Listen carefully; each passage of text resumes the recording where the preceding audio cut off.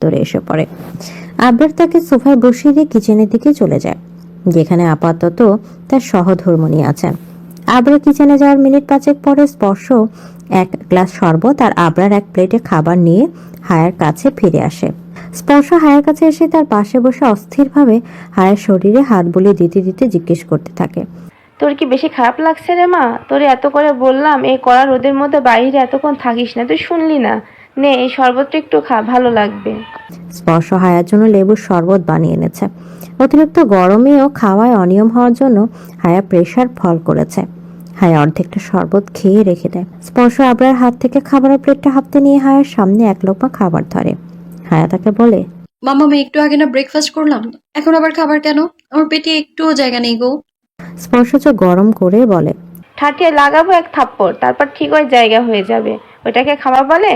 2 লোকমা ঠিক করে খেয়েছিস নাকি বলা মুশকিল। চুপচাপ খাবার খেয়ে রুমে গিয়ে কিছুক্ষণ রেস্ট নিয়ে শাওয়ারে যাবি।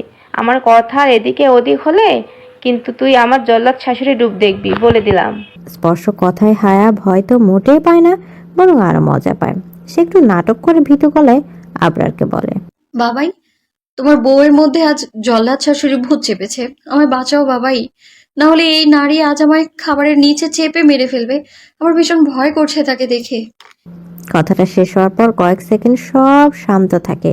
হুট করে হায়া আর আবরার হা হা করে উচ্চস্বরে হেসে দেয়।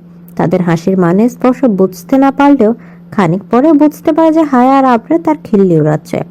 স্পর্শ রেগে মেগে হায়াকে কিছু বলতে নিলে হায়া তাকেই হঠাৎ জড়িয়ে ধরে তার এক গাও জোরে সরে একটা পাপ্পি দেয়। তারপর আধুরি গলায় বলে, এই শাশুমা, খবরদার আমার মাম্মাম থেকে শাশুড়ি হতে চেয়েছো তো? তোমার নামে কেস ঠুকে দেবো আমি একদম। তুমি আমার মাম্মাম মাম্মামই থাকবে সারা জীবন। তা তো থাকবেই, কিন্তু আমার কথা না শুনলে আমি জল্লাদ শাশুড়ি হয়ে যাব, বলে দিলাম। আর এখন ছাড় আমায়, খাবারটা মুখে নে। হায়া স্পর্শকে ছেড়ে সোফায় পা উঠিয়ে বাবু হয়ে বসে। স্পর্শ তাকে খাবার খাইয়ে দিতে থাকে আর টুকটাক গল্প করতে থাকে। আবরারও তাকে সঙ্গ দেয়। খাবার শেষ করে হায়া উপর যেতে নিলে আবরার তাকে কিছুক্ষণের জন্য বসতে বলে। হায়া বসে পড়লে আবরার আগে জায়গা ছেড়ে হায়ার পাশে এসে বসে। হায়ার একটা হাত নিজে হাত দিয়ে ধরা গলায় বলে, আবরারের সরি বলার হায়া কপালে কয়েকটা ভাঁজ পড়ে।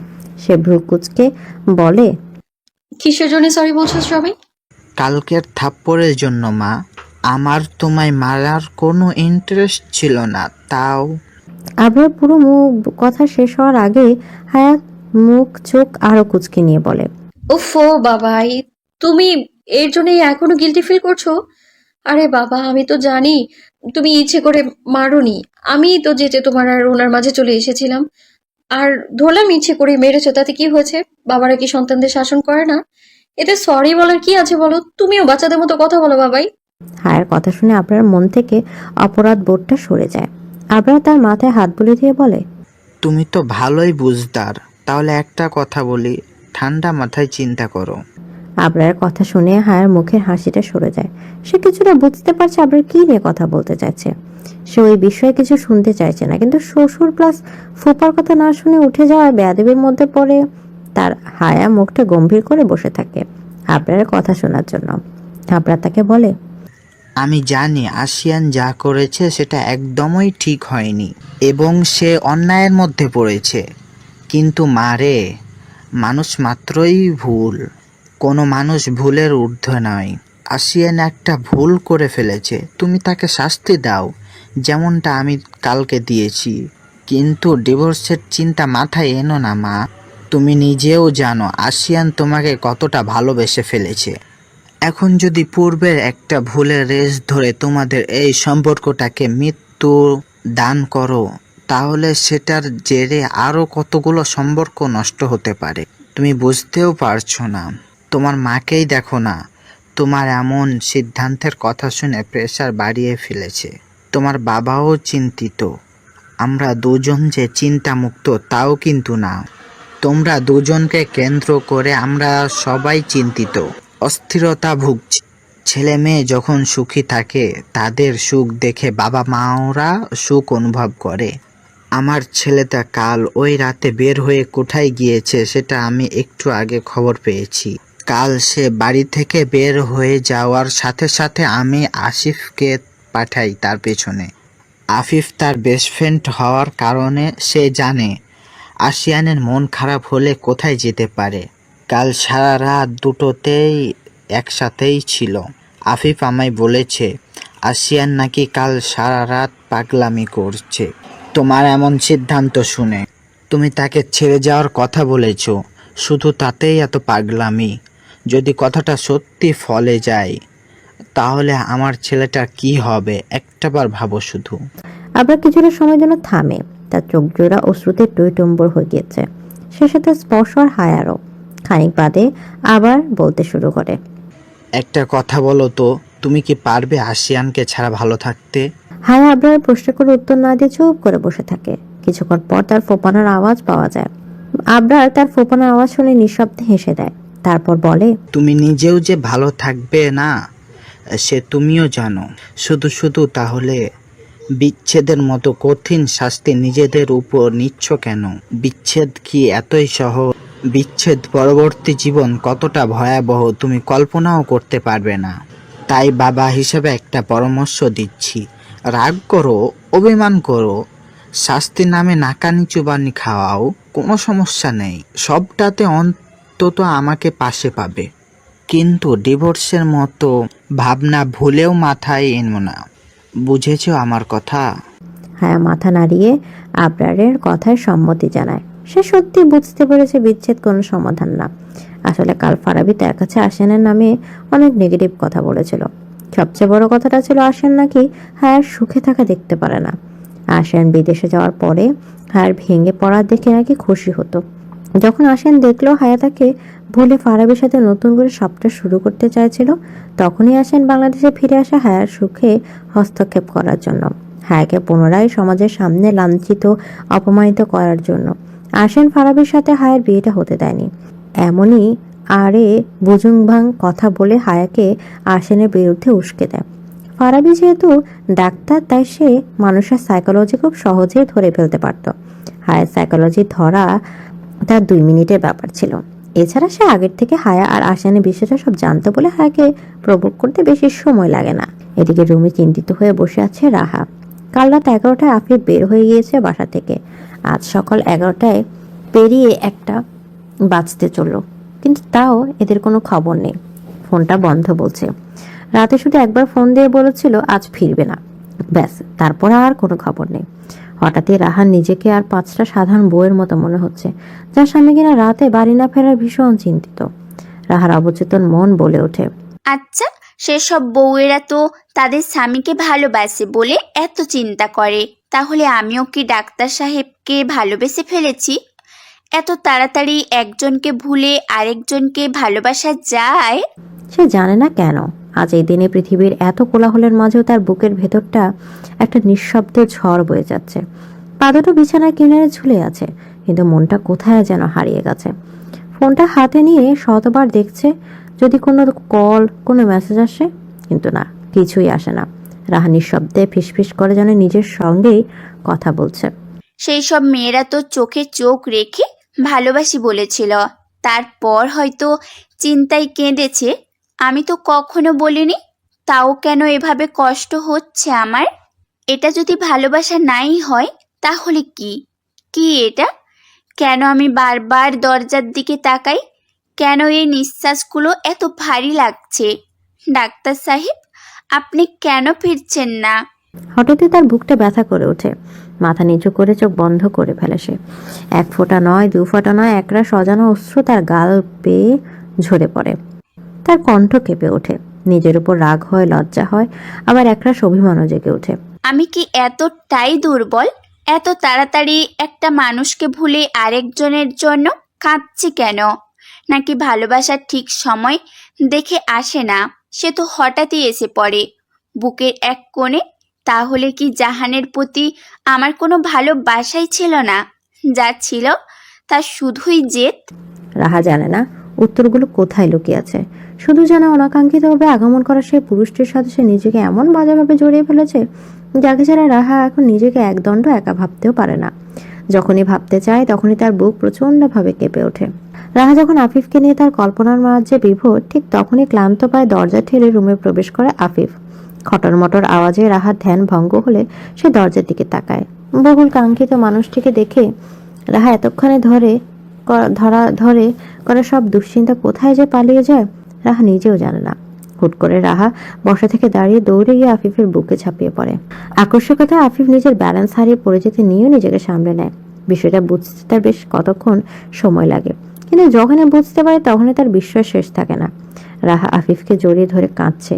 কেন কাঁদছে সে নিজেও জানে না। তার মনে হয়েছে বুকের ভেতর চাপা পড়া ভারী দীর্ঘশ্বাসগুলো মুক্ত করে দেওয়ার এটাই একটা পন্থা, তাই সে কাঁদছে। আফিফ রাহার ফোপানোর আওয়াজ শুনে বিচলিত হয়ে পড়ে। কেউ কি তাকে কিছু বলেছে? নাহলে কাঁদছে কেন? আর কেই বা কিছু বলবে? বাসায় তো তারা হাতে গোনা 4 জন মানুষ, তাহলে তার মায়ের সাথে কি কিছু হয়েছে? আফিফ নিজের ভাবনা চিন্তাকে দূরে সরিয়ে দিয়ে ইতস্ততভাবে রাহার মাথায় হাত রাখে। আস্তে আস্তে মাথায় হাত বুলিয়ে দিয়ে তাকে শান্ত করতে চায়। রাহা কিছুটা শান্ত হয়ে আসলে আফিফ তাকে আদুরে গলায় জিজ্ঞেস করে, কি হয়েছে ময়না পাখি? যেই চোখে সদা চঞ্চলতা খেলা করে সেই চোখে আজ বিষণ্ণতার অশ্রু কেন? এত আদরে সম্বোধন করে কথা শুনে আর কান্না ভালো লাগে। রাহা যেন আফিফের আলিঙ্গন করে সম্বোধন আরেকটু প্রশ্রয় পায়। একটু শব্দ করে ফোপাতে থাকে। আফিফের চিন্তাগুলো এবার দুশ্চিন্তায় রূপ নেয়। সে পুনরায় জিজ্ঞেস করে, কি হলো বলো? কেউ তোমায় কষ্ট দিয়ে কিছু বলেছে? ওয়েট, আম্মু কি কিছু বলেছে তোমায়? রাহা আফিফের বুকে রাখা মাথা রেখে ডান পায়ে মাথা নাড়ায়। তার মানে না, কেউ কিছু বলেনি তাকে। আফিফ আবারও জিজ্ঞেস করে, তাহলে কাঁদছো কেন? আপনার জন্য। সিক্ত গলায় উত্তর দেয় রাহা। আফিফ তার কথা শুনে অবাক হয়ে যায়। তার জন্য রাহা কাঁদছে? কিন্তু কেন? সে কি করলো আবার যার জন্য মেয়েটা কাঁদছে? আমি আবার কি করলাম তোমায়? কি করেননি বলেন? হঠাৎই রাহা কান্না থামিয়ে দিয়ে ফুঁসে ওঠে। কোমরে 2 হাত রেখে রাগী গলায় বলে, আপনি বাসায় ফিরেননি কেন? হ্যাঁ, আর আপনার ফোন বন্ধ কেন শুনি? চিন্তা লাগে না আমার? আপনি কি এখন একা যে যখন তখন চলে যাবেন আর বাসায় ফেরার কোনো তাড়া থাকবে না? আমায় কি মানুষ লাগে না আপনার? হ্যাঁ, বলুন না। শেষের কথাটা বলতে বলতে রাহা আবারও কেঁদে দেয়। আফিফ তৎক্ষণাৎ তাকে নিজের বুকে আগলে নেয়। রাহা মিছে মিছে রাগ দেখিয়ে সরে যাওয়ার চেষ্টা করে কয়েকবার, কিন্তু আফিফ তাকে ছাড়ে না, বরং সোফায় তাকে নিজের কোলে নিয়ে বসে পড়ে। তার মুখে ফুটে উঠেছে এক মনোমুগ্ধকর হাসি। রাহা তার জন্য চিন্তা করছিল। কথাটা মনে পড়তে মনটা পুলকিত হয়ে ওঠে। কেমন সুখ সুখ অনুভূতি হতে থাকে রাহাতের। আফিফ মিটমিটিয়ে হাসতে হাসতে বলে, আমি তো জানতাম না আমার জন্য কেউ এত আগ্রহ নিয়ে অপেক্ষা করছে। তাহলে তো আরো আগে ফিরতাম সোনা।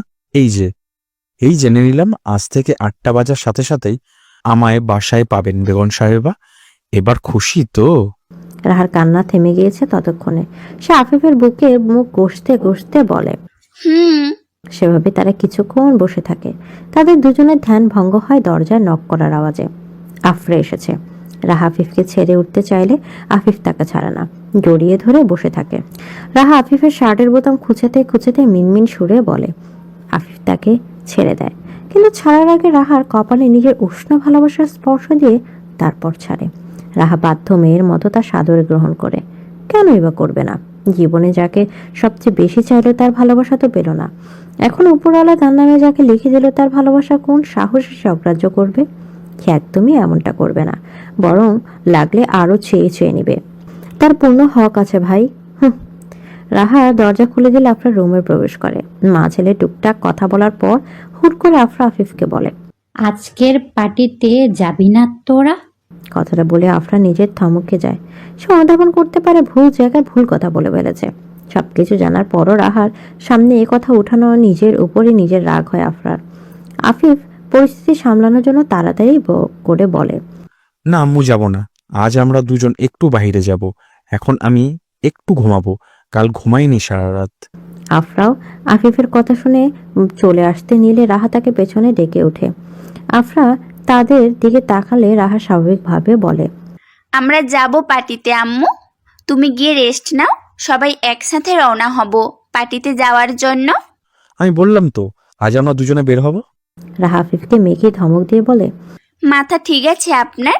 আপনার বোনের রিসেপশনের পার্টি আর আপনিই কিনা যাবেন না? মেয়েটার মন খারাপ হবে না আপনাকে না দেখতে পেলে? আমি একবারও বলেছি যখন যাব তখন যাচ্ছি আমরা।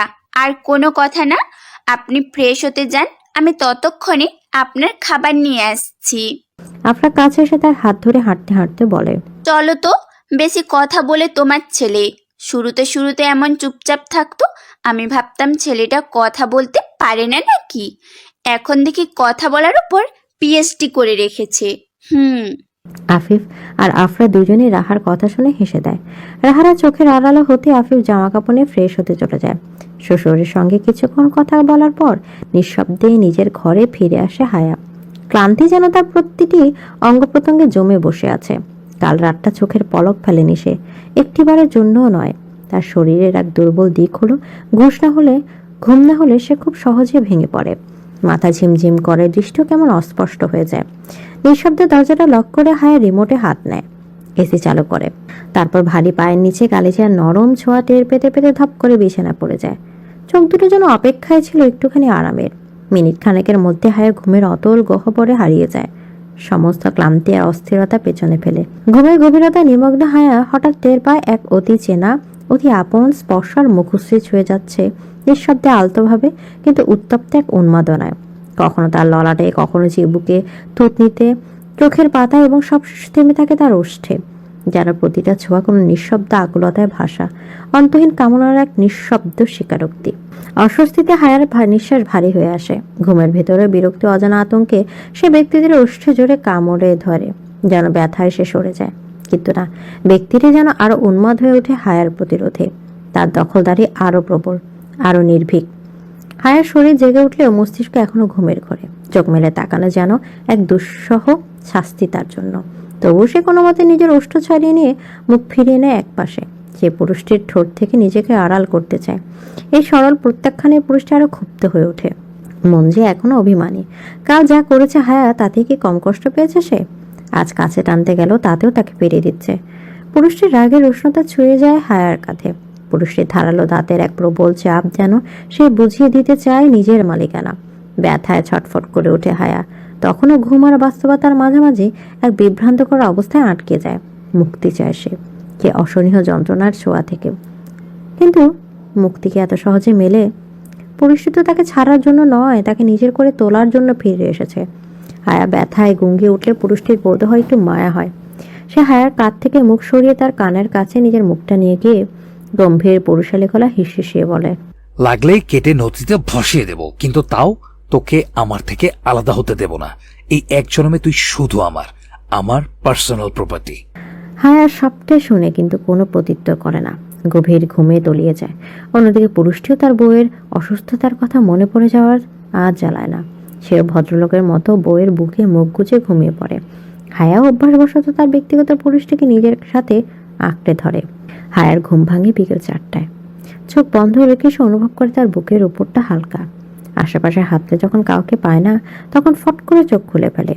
তার স্পষ্ট মনে আছে কেউ তার ঘুমের সুযোগ নিয়ে আদর নামে কিছু বেদনাদায়ক আঘাত করলো, শাসালো, তার বুকের উপর পূর্ণ অধিকার নিয়ে ঘুমালো। কিন্তু এখন নেই। কেন নেই সেটা বুঝে উঠতে পারছে না হায়া। নাকি স্বপ্নে তার ঘুমের ঘুরে দেখা এক সুখকর স্বপ্ন বুঝি এত বাস্তব হয়? হায়া কি মনে করে ড্রেসিং টেবিলের সামনে গিয়ে দাঁড়ায়। কাঁধে থেকে কিছুটা জামা সরিয়ে সেদিকটায় দৃষ্টি নিবন্ধন করে। নিমেষে ঠোঁটের কোণে স্নিগ্ধ হাসির রেখা ফুটে ওঠে। সেখানে জলজল করতে থাকা দুটো লাল লাল দাগ তাকে বলে দিচ্ছে সে স্বপ্ন স্পর্শগুলো অনুভব করেনি, বরঞ্চ ব্যক্তিটি বাস্তবে এসে এসব করে গিয়েছে। আয়নার প্রতিফলন দেখে দৃষ্টি সরিয়ে নিতে গিয়ে হায়া চোখ আটকে যায় এক কোণে রাখা শপিং ব্যাগ। কৌতূহল ভরিয়ে এগিয়ে গিয়ে ব্যাগটা খুলে দেখে ভেতরে রয়্যাল ব্লু রঙের এক মনোমুগ্ধকর কাতান শাড়ি। পাড়জোড়ে সূক্ষ্ম সোনালী কারুকাজ যেন রাজকীয়তার প্রতীক হয়ে তার সামনে দাঁড়িয়ে আছে। শাড়িটির সৌন্দর্যে মুগ্ধ হয়ে হায়া কিছুক্ষণ তবদাখে দাঁড়িয়ে থাকে। এমন শাড়ি যেন গল্পের রাজকন্যাদের জন্যই বরাদ্দ থাকে। হাত বোলাতে বোলাতে সে আবিষ্কার করে শাড়ির নিচে থাকা ছোট্ট চিরকুট গোজা ছিল। নিঃশ্বাস আটকে খুলে পড়ে চিরকুটটা।